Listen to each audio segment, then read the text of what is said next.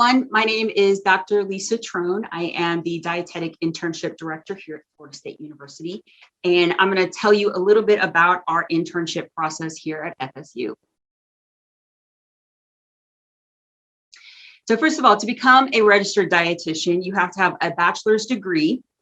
Starting in 2024, it will be a master's degree. So depending on where you are in your program, whether or not you've thought about getting a master's degree or not, in 2024, you will be required to get one.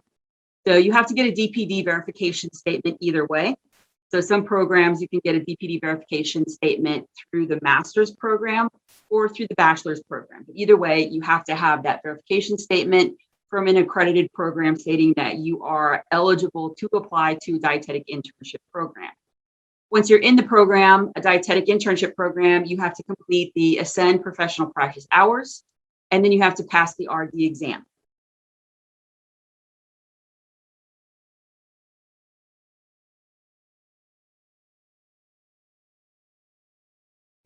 Dietetic internships need to have at least 2 different tracks that they offer. So as you can see, there's a lot of different possibilities when it comes to tracks that an internship can offer. So it's a good idea to take a look at the different internships that are offered either in your state or where you would like to go, and contact them and find out what their emphasis are. Once you're in the program, then you have to meet those Ascend competencies and professional practice hours. And all of those revolve around the 3 main branches of dietetics, which is the clinical, food service management, and community. And then you will also have the specialty tracks based on that program.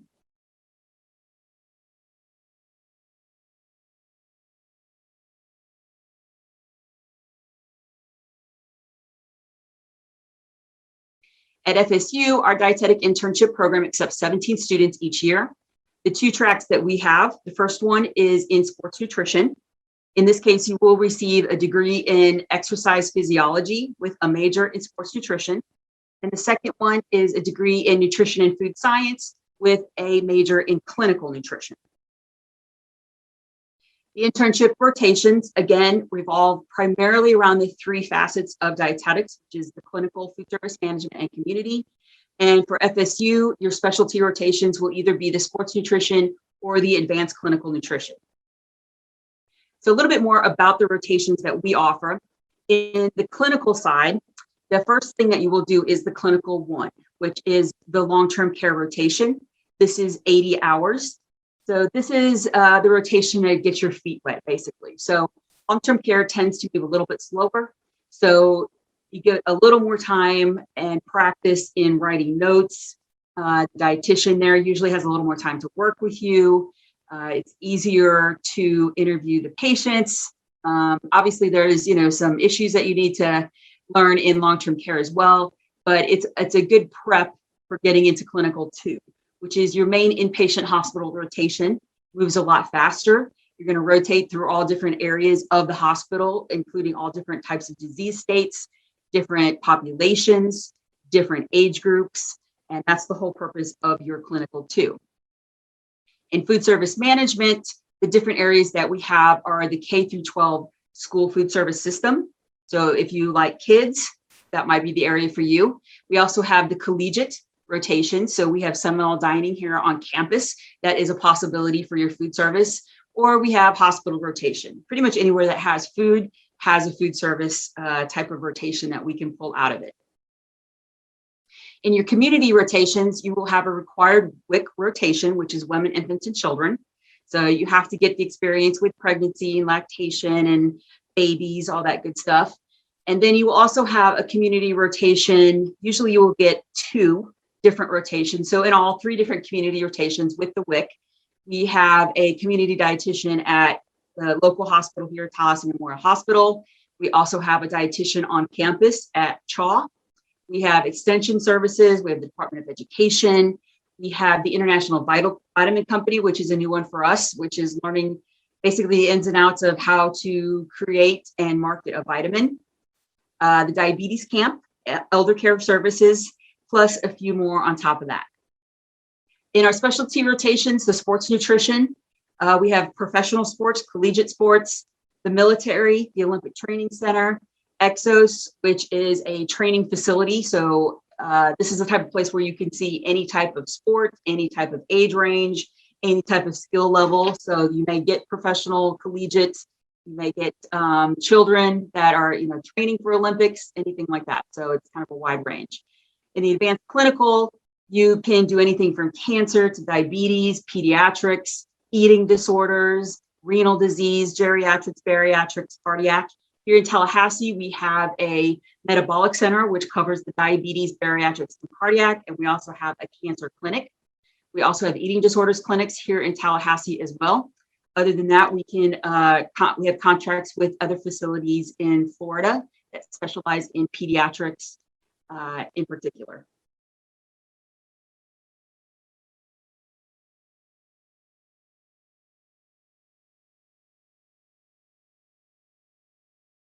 So some deadlines that you need to remember. So you first must apply to the master's program at Florida State. That deadline is December 15th of the year prior to starting the program. So the DI program always starts in fall, which is the end of August. So if you're planning to start whatever year, you would need to apply to the master's program December 15th of the year before that. Once you are admitted into the MS program, then you can apply for the internship program, which has a deadline of February 1st of the year that you plan to start the program. For the MS program, you must be admitted either into the exercise physiology track or the nutrition and food science track. The requirements, again, the due date is December 15th, a GPA of at least 3, GRE scores, your statement of purpose, why you want to get your master's degree, your resume, and 2 recommendation letters.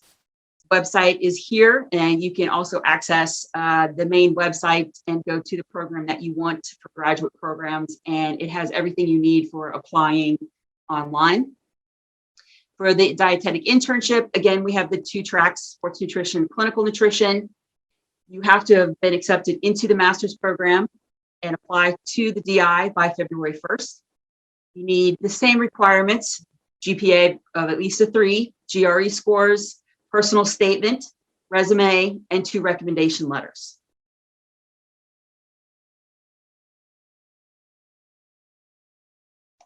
We also have an ISPP program here at Florida State, which means the Individualized Supervised Practice Program.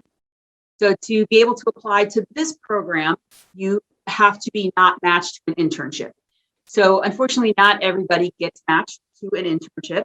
There are just too many applicants compared to the number of positions available. And that's just nationwide. So at Florida State, we usually have at least twice the number of people apply that we have spots for. So unfortunately, we cannot accept everybody, but we have managed to adjust our program to give you as many opportunities as possible to complete your rotation here at Florida State University. So if you were not matched, then you would be eligible for the ISPP. The other pathway for the ISPP here at Florida State is if you've completed a doctorate degree in a nutrition-related field, then we will need to sit down and kind of look at what your transcripts are, what you've had experience in, and I will decide if you need any other education experience before you can start the internship program. We also do applied experience. So if you've already, gotten a doctorate degree and you've been working in the field in some capacity, we might be able to use some of that experience and apply it towards your hours to reduce the number of hours you actually have to meet. In this case, for the ISPP, it's considered a distance rotation, which means that you find the rotations, which can be completely remote. So you do not have to complete or live in Tallahassee, these rotations. So you don't even have to be in Florida. You can be in any state that you want to be and do your rotation there. You also will pay a flat fee. With the dietetic internship, it is based on credit hours versus with the ISPP, it is a flat fee.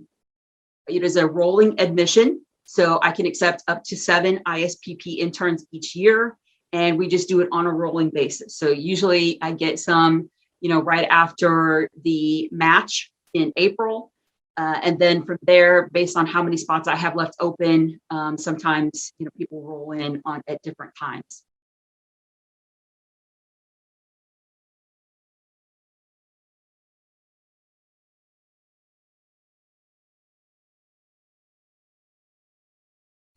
So when I was saying that we had multiple opportunities in order to get into a program here at Florida State, here is kind of a little diagram. So once you're accepted into the MS program, so remember, getting into the MS program, you're meeting minimum guidelines. All right, to apply to the DI program, it's not about the minimum, it's about the best. So like I said, unfortunately, I can't take everybody. So we are evaluating your application in order to accept the best 17 candidates that we feel are right for Florida State. So if you are accepted into the DI program, then the fall of that year, you start your master's and the DI program, and you carry that out. So typically the first 2 semesters of your schooling is going to be completely classwork. And in the summer of your first year, you will start internship rotations. In the fall of your second year, you will do internship and rotations along with your classwork. So it's kind of mingled in between all of that. And then spring of your second year, you will finish out your dietetic internship. So assuming all things, go according to plan, and there's no major pandemics or anything, then things go about that fast. Now, if you're planning to do a thesis or something else happens, then it may take you a little bit longer. Now, if you are not accepted into the DI program, you're accepted into the MS, but not into the DI program, you can still start your master's degree.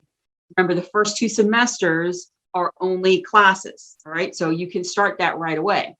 And then in the next year, in the next February, you can reapply to the DI program. And if you're accepted, then you will just continue on, finish out whatever you have left of your master's program, along with starting and finishing your internship. Now, if you're still not accepted the second time you apply, then you can apply to the ISPP.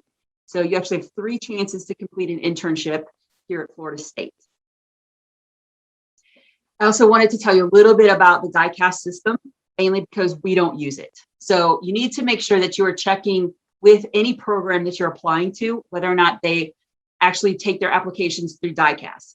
We do not, because we have to make sure that you're in the master's program first. And right now, that's just not a possibility with the DICAS system. So you do not apply to DICAS for Florida State. You must apply directly on the Florida State website to our application service. All right, so you can get more information about DICAS if you are applying through programs that use DICAS. Okay, so there is no limit on the number of programs you can apply to. But again, if you're applying to Florida State and Florida State only, you do not need to get an account with DICAS. Okay, but you do need to get a D&D digital account. All right, so DICAS is an application service versus D&D digital is the matching service. So Florida State has their own application service. D&D digital, you have to get an account so that you can be matched. So this is where you will rank your programs. We rank the interns that apply, and it all kind of comes together in some magical way, and it tells you who is going to be accepted. So again, for Florida State, you do not have to apply to DICAS, but you do have to have a D&D digital account and rank Florida State somewhere in your programs.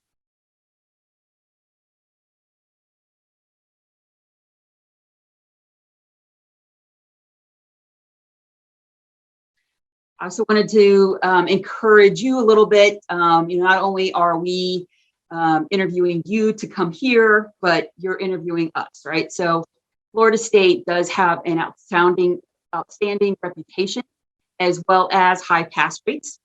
So, and I think we're still doing pretty good. So this is, the pass rates for 2020, which is through the pandemic.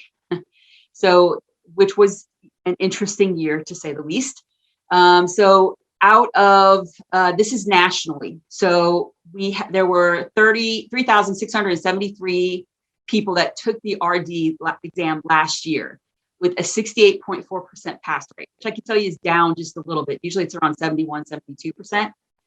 All right, at FSU, we had 17 people take the RD exam last year, 15 passed the first time. This is the first time you take the exam, you pass. So we have, for last year, 88% pass rate the first time, which is actually up a little bit In 2019, we were at 83%. So this is one of my primary goals. I would like for our first time pass rate to be above 90%. So we're almost there. Also looking within the first year. So a lot of statistics are taken within the first year, meaning that you can take the RD exam, and if you fail, you can take it again.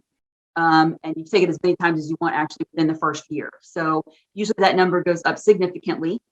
So out of, 3,752 people that took it, within the first year, so it might be that they're taking it the second time, third time, almost 89% passed, at least on the second or later time.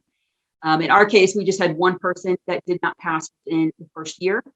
So even though it's only 92%, 92% is still good, but I think we typically do a little bit higher, especially if you look at, a longer amount of time. Now the ISP program, out of the first attempt, only 68 people out of 144 passed, which is 47%, which is actually down quite a bit. It's usually more like 54, 55%. So that's a pretty big decline over the last year. And then within the first year, almost 82% passed. For us, again, kind of different statistics because, we only had 2 people. So that took the pass rate, or that took the exam in 2020. So it puts us at 50%, which isn't that far off the national average. But again, with a low statistical number, it makes it harder to get that number up. So just looking at the bigger picture from 2018 to 2020, so in a 3-year span, we had 42 of 44 people pass within the first year, which is almost a 96% pass rate, and 4 of 5 people passed the ISPP, which is an 80% pass rate. So I think that this is a really good sign that our program turns out students, interns that are knowledgeable and able to pass the RD exam. We also have very good percentage on interns that graduate getting jobs, typically within the first 3 months. Usually the statistics are within the first year, but we have most people getting jobs within the first 3 months.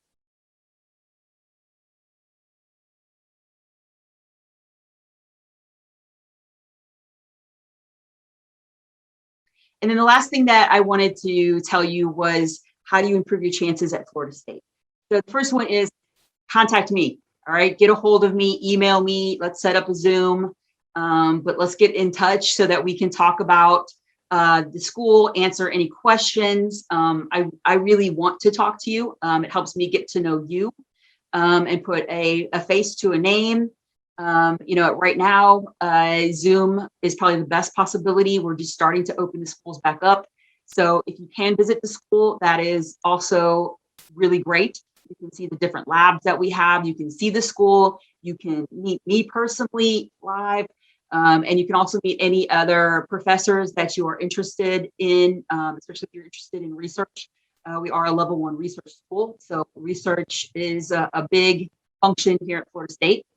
Also have an impressive resume, so lots of experience. I like to see experience that you have been putting forth some effort over the last, 1 to 3 years, while you were in your undergrad or even partially into your graduate experience. What have you been doing? If you're interested in sports nutrition, did you do some volunteering in sports nutrition? How do you know this is what you want to do if you haven't really seen what a sports RD actually does or what a clinical dietitian does? I also like to have a well-rounded applicant. So just because you want to be a sports dietitian, I need to graduate you as a dietitian first, and then you become sports, right? So we will still cater your experience here towards the sports, but I need to make sure that you can also do food service, clinical, community, all those different areas, so that you're a well-rounded dietitian able to do anything when you get out of school. We do look at the GPA and the GRE. We also have the recommendation letters. So make sure you get recommendation letters from people that actually know you, not just a teacher that you sat in the class a couple days a week, unless you really participated in the class, but something that they can write a little bit more than their standard letter that they substitute your name in, right? Because I do read every single recommendation letter. I read every single personal statement, and I put a lot of weight on these two things. Actually, the experience, the recommendation letters, and the personal statement are the most important parts of this application. All right, your personal statement, there's three things that I'm really looking for, or four, I guess technically. One is how you write, so make sure your grammar and spelling is good. Second one is why you are interested in nutrition. What got you into this? You know, if you're focused on sports versus clinical, why? Tell me the story. And then second is why you want to come to Florida State. What matches your goals with ours? You know, maybe it's because we have sports nutrition, or, you know, maybe because we live in a warm state.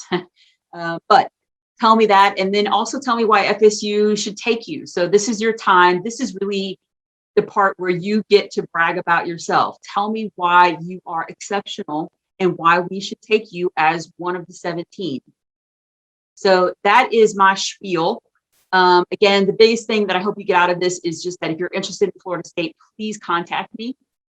Okay, send me an email. I get back to you as quickly as I can, which is usually pretty fast, usually within 1 or 2 days. If you don't hear from me, email me again. But I really do want to talk to you. So please feel free to contact me, and I'll either answer your questions via email or we can schedule a time to talk. Thank you very much.